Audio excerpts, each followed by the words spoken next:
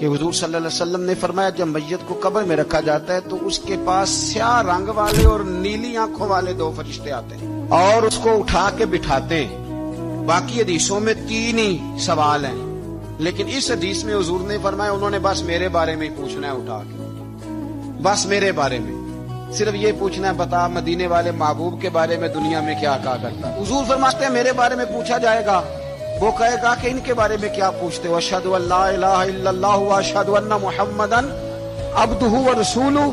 تو فرماتے ہیں پھر اسے نا ایک طرف کھڑکی کھولی جائے گی تو جہنم کا دروازہ دکھایا جائے گا اور اسے کہا جائے گا اگر تو سوالوں کے صحیح جواب نہ دیتا تو دوزخ میں جاتا، لیکن اب تو نے صحیح جواب دیے ہیں. تو حضور فرماتے ہیں اس کی قبر 70 گز چوڑی اور 70 گز لمبی کر دی جائے گی. مزہ نہیں آ گیا؟ قبر 70 گز لمبی اور 70 گز چوڑی. اور یہ ترمذی شریف پڑھ رہا ہوں، بڑی مزیدار حدیث. نبی پاک صلی اللہ علیہ وسلم فرمانے لگے پھر اس کی قبر کو نور سے بھر دیا جائے گا. حضور کو پہچان گیا نا، قبر نور سے بھر دی گئی اور جب 70 گز لمبی کر دی گئی تو بڑے پیارے لفظ ہیں حدیث کے.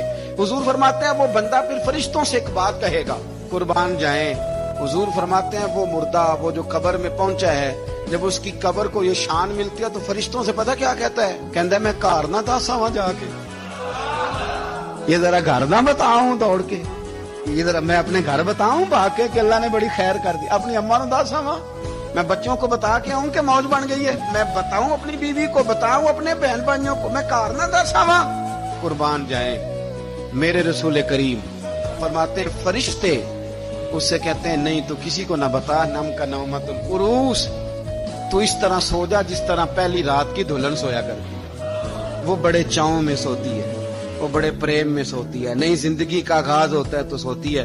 اور فرشتے کہتے ہیں اب تجھے وہی آ کے جگائے گا جو تیرے اہل میں تجھے سب سے زیادہ محبوب ہوگا، جو تجھے سب سے زیادہ محبوب ہوگا. میرا تو ایمان ہے کہ ہمیں تو قبر سے آ کے جگائیں گے بھی مدینے والے رسول، کہیں گے آؤ غلاموں چلے، آؤ غلاموں. اور وہ کشمیر کے رومی وقت نے میاں صاحب نے کہا تھا بعد مرن دے قبر میری تے میرے اپیرا جے کر پامے تیرا. آپ حسن دیکھیں کلام کا اور انداز دیکھیں. بعد مرن دے قبر میری تے میرے اپیرا جے کر پامے تیرا. تے قبر دے وچوں ہڈیاں اٹھ کے مجرا کر سن تیرا.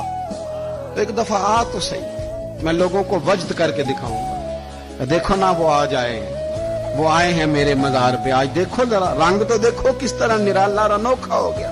وہ خود آئے ہیں. مومن کی قبر جنت کا باغ بنے گی، اسے نوازا جائے گا، اسے دیا جائے گا، اسے عطا کیا جائے گا.